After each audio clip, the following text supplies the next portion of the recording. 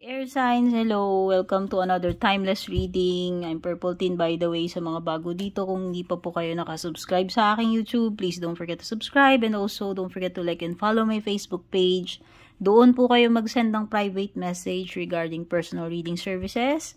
And shout out sa ating mga YouTube members na si Landring Gunay and Randy Granada. Maraming salamat po sa pag-join ng membership. And don't forget na dahil member kayo sa aking YouTube channel, meron po kayong discount every time na magpapa-personal reading po kayo sa akin. So, ayan. So, yung isa po yun sa perks, no? FYI. So, kung magjo-join kayo ng aking membership sa YouTube, magkakaroon po kayo ng perks. And yung isa nga doon is may discount kapag magpapa-personal reading. Ganon din po. Kung nagbabayad po kayo ng monthly subscription sa aking FB page, yes, meron din po kayong discount kapag magpapa-personal reading kayo. So, ayan. Join na kayo ng membership sa YouTube and subscribe na po kayo sa aking FB page.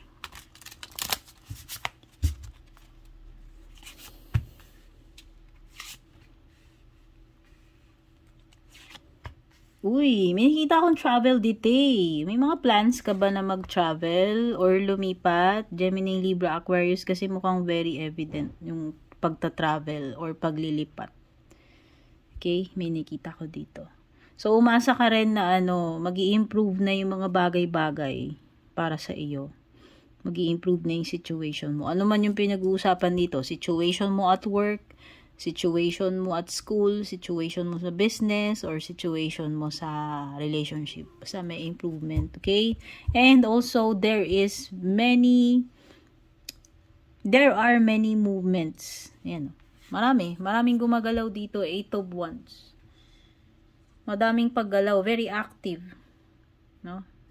At mabilis yung progress, mabilis yung mga susunod na mangyayari dito. No?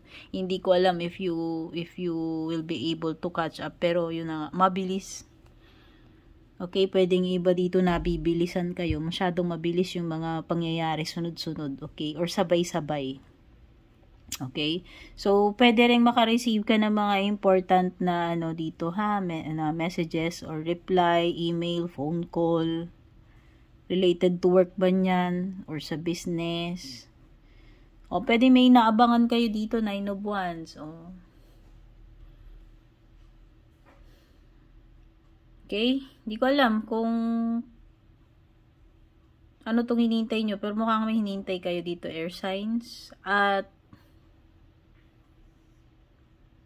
isa pang sinasabi nito, parang kailangan yung maghanda about something. So, maging prepared ka. Hindi ko alam kung tungkol saan to. Pero, kailangan mong maghanda. So, dapat prepared ka anytime na darating yan. Kasi parang anticipated eh. Ayan o. Parang anticipated. Parang alam mo naman na darating kasi parang hinihintay mo siya. Okay? At merong strong energy ng Gemini. Pwedeng iba sa inyo dito. Pwedeng ang bilis ng mga pangyayari sa inyo nitong person na ito. So, una, nag-uusap lang kayo, kamukat mo, jowa mo na siya. Parang ganun, no? Parang ganun ko nire-relate. Parang ang bilis ng mga pangyayari sa inyo, itong person na to. By the way, pagpasok sa commitment ito, whether romantic ito, sa career mo, or sa ibang bagay, pagpasok sa commitment. So, ayan. Pwedeng iba sa inyo dito magkakajowa ng mabilis, di akalain, o di ba? Palakpak na yung tenga diyan ng mga gustong magkajowa. Pwedeng iba bigla kayong magkakaroon ng trabaho. O magulat na lang kayo, bigla na lang kayong in-email or tinawagan nung in-applyan nyo. Magsisimula ka na agad, ngayon din, o di ba? Parang ganun. Kaya dapat handa ka, o di ba yung sabi ko nga. Dapat handa ka anytime. Air signs.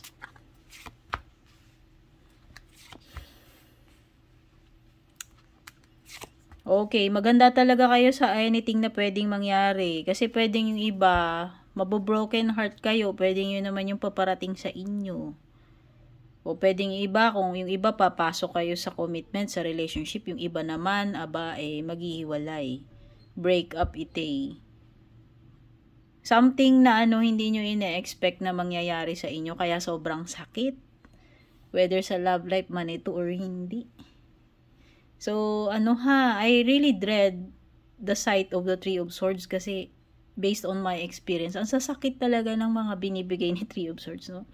So, pwedeng ito ay divorce, losing a loved one, losing something na napakasakit, betrayal, pwedeng yung iba health problem like surgery.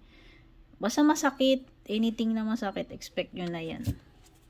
O meron ding water sign, Cancer, Scorpio, Pisces.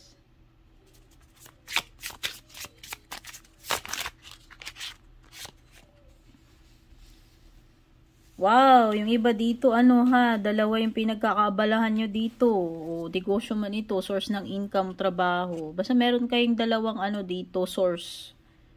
Ang galing. So, ayan. O, namamanage mo ba? Kinakaya mo pa ba, dear? O, ayan. Basta importante, kinakaya. Kasi parang nafe-feel ko dito, tinatry mo namang kayanin. And as of now, kaya pa naman. Parang gano'n. Kaya pa naman pagsabayin. O, diba? Multitasking ite. Kung ano man itong mga bagay na ginagampanan mo at the same time, pinagsasabay mo, minumultitask mo. Okay, sabi ko nga sa inyo, mukhang may bagong papasok sa relationship. O, yan may manliligaw. O, pwede nga bilis-bilis nga ng mga pangyayari sa inyo eh. O, diba? Yan nga yung binabanggit ko. O, yan. Basta meron ditong energy ng papasok na person sa possible na water sign, Cancer, Scorpio, Pisces. Possible na magiging jowa mo or manliligaw. O, may wish come true para sa iba sa inyo. Magiging very happy kayo soon kung ano man itong maa-achieve ninyo. This is a fulfillment eh. So, naniniwala ko na meron kang ma-achieve. Kaya ikaw ay very proud, very happy sa kung ano itong na-achieve mo. Okay? Material man ito, hindi. Ha? This is parang, ito yung ikinaka-proud mo ngayon. Ito yung ikinakasaya mo. No?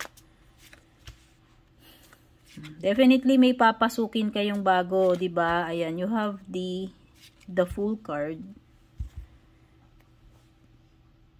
Whether you are entering a new romantic relationship or a new job, a new business. Basta this is bagong experience na paparating para sa iyo. Okay? No guarantees yet. Wala pa tayong kasiguraduhan dito if magiging successful ito or what. Pero yun na nga. Ang importante dito is you are enjoying the moment. Ini-enjoy mo itong bagong experience na ito. Itong bagong dumarating sa'yo. Nararanasan mo. Okay? Chariot, merong Cancer energy. Death, merong Scorpio energy. Eight of Swords. Okay. So, beware ng mga self-limiting beliefs kasi ito yung magkikripple sa inyo. Gemini, Libra, Aquarius. Ito yung nagpapahina sa inyo. Kasi, kapag iniisip mong hindi mo kaya, hindi mo talaga kaya. So, huwag mo isipin yun. So, kung feeling mo, wala kang magagawa sa situation mo, hindi totoo yun. Pwedeng ikaw din yung nag-jinx ng kapalaran mo sa kakaisip mo ng mga negative na ganyan. Victim mentality, feeling of weakness, yan. Mga yan eh, mga nega. So, isipin mo, paano ka makakaalis dito sa situation mo. Huwag mong isipin na hindi ka na makakaalis dyan, na nalubog ka na sa kumunoy. Huwag ganun. Okay? Yan ha. Palayain mo yung sarili mo dito sa mga self-limiting beliefs mo para makakita ka ng mga positive changes in the future. Okay? Yung iba pwede nga may travel dito o opportunities. Possible na magiging successful. Chariot, choices. Pwede may pinagpipilian. O, diba? O, choices. Opportunities. Parang you are aiming big. Yun nakikita ko dito. O, diba? You should aim big naman talaga. Tama naman yun. Wala namang ano, diba? Kumbaga, may tina-target ka na rin lang. Halimbawa, tina-target mo na lang iPhone. Targetin mo pa ba yung ano? Siyempre, targetin mo na yung Pro Max. Yun, no? Yun ibig sabihin. Kung nasa nakikita ko dito, you're dreaming big, aiming big, kung ano man ito. At very optimistic ka. So, may dalawa kang options dito kagaya ng sinasabi ko. Pwedeng mamimili ka. At kung ano yung magiging choice mo, yun ang ikaka-determine kung magiging successful ba itong outcome mo or hindi. Pero at least meron kang dalawang choices.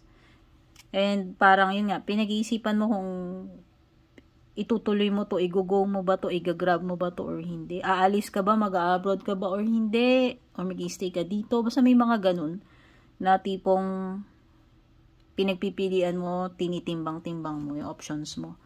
Okay, at definitely may ending, kagaya ng binabanggit ko dito. Death card. Possible na may matatapos. And transformation. Hindi lang ito about endings. This is also about new beginning. So, huwag kayong malungkot pag nakita nyo to. Si Death card. Ang ibig sabihin lang nito, may malaking transformation na mangyayari para sa iyo. Kung may mag-end man, may magbubukas na panibagong opportunity. Kung may nagtapos dyan, makakapagsimula ka uli ng bago. Okay? Parang sa akin, parang ang positive to kasi ano eh. Yung ending na ma-experience mo is just a beginning. O, diba? Kaloka yung mensahe natin. Sige. Ano pa yung mga possible na paparating sa inyo? Air signs. Ay, grabe. Ayoko to. Diba? Ayoko to. Ayoko to mga kombinasyon na ito. Oh, basahin mo. Basta merong something sad about family. Ayoko niyan.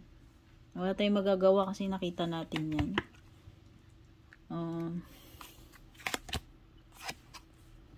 Someone will gossip about all your secrets. Oy, ingat-ingat sa mga pinagsasabihan, air signs. Baka yung mga pinagsasabihan mo na yan, ang mga sikreto mo ay hindi mapagkakatiwalaan, no?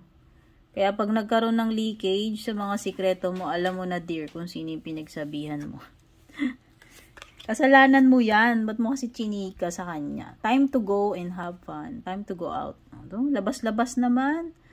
O baka in the near future,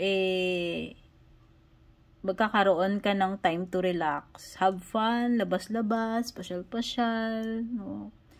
Go out with friends, or go out with your jowa, go out with your asawa, or family, ayan. Time to enjoy and to relax and have fun. Pay attention to your health. Air signs. Health is wealth, hindi lang yung pera natin importante, hindi lang yung trabaho, importanteng kalusugan. Kasi kapag naapektuhan ng kalusugan natin, apektado rin yung pera at trabaho natin. Unang-una yung trabaho. Pag hindi ka nakapagtrabaho, wala kang datong. Pag nagkasakit ka dahil sa overwork, overtrabaho, gagastos ka. So, bawas datong. Alam mo yun, parang wise talaga na mag-invest din tayo pagdating sa ating health. Ayan ha, pay attention to your health. Hindi ako doktor. Pag sa mga bagay na may kinalaman, just the disclaimer, no? Pag bagay na may kinalaman about health, sa mga doktor lang po tayo pupunta at maniniwala. Okay? Binabanggit ko lang kasi lumabas yan dyan. Sa warning lang naman. Closing message advice para sa inyo. Remain positive. O, diba? Ano bang binanggit ko sa'yo dito kanina? Air signs. Bawasan mo yung mga negative thinking. Yan yung nagkikripple sa'yo. Diba yung binanggit ko? Okay? Kasi hanggat hindi mo nababago yung mindset mo, walang mga positive changes. So, remain positive. Always. Sa lahat ng bagay, at of course there is always something better. Kung may mga mag-e-end sa'yo dito, kung may mga painful moments, lagi mong tatandaan na merong inilaan sa iyo na mas better, kaya yan nag-end, kaya yan nawala sa iyo. Ibig sabihin, hindi talaga yan para sa iyo, or meron pang mas maganda na paparating sa iyo, yung deserve mo talaga. Okay? So, eto yung mga nakuha nating energies for you sa iyong timeless reading. Thank you so much for being here, Gemini, Libra, Aquarius. Don't forget to like and share. Take care and God bless.